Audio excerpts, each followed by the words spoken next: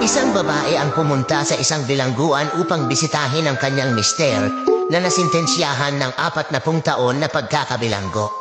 Pagpasok niya sa visiting room, niyakap niya agad ang kanyang asawa at sumigaw ng may mga luha sa mata. "Oh, Densyo, 40 taon, Densyo?" Sumagot ang asawa. Mahal ko, di ko na nga alam ang gagawin ko. Masisiraan na yata ako ng ulo." "Kausap ko na ang judge tungkol sa kaso mo," sagot ng babae. "Ganun ba? Ano naman ang sabi niya?"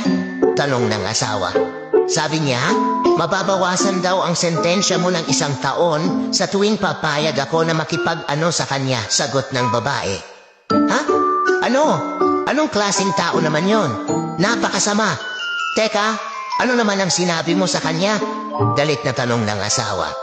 "Oh, Densyo, napakahabang istorya kung iisa-isahin ko pa ang mga pangyayari. Halika na at kunin mo na ang iyong mga gamit. Umuwi na tayo at sa bahay na natin pag-usapan to."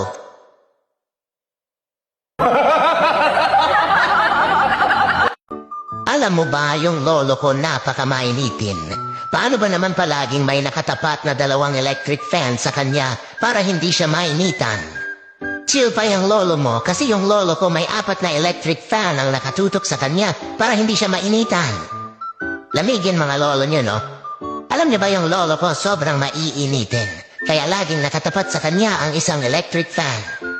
Di ka ata nakikinig sa amin eh. Isa lang yung sayo eh. Yung lolo nga namin 2 at 4 na electric fan nakatutok para hindi mainitan. Tas sa'yo 1 lang, binibida mo na. Bakit taga saan ba mga lolo nyo? Sa Maynila. Lolo mo ba saan? Sa North Pole. O diba nakuha pang mag-electric fan?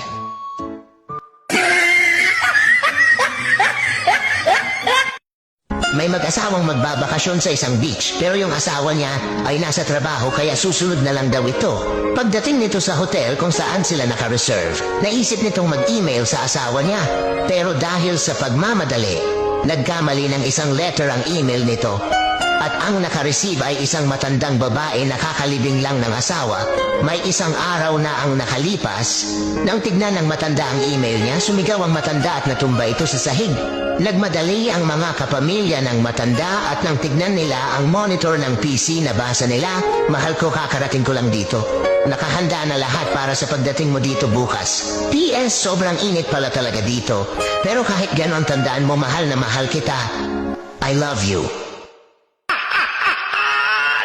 My God. You're so awesome, Lawrence Lim. It's Lawrence Lim with the double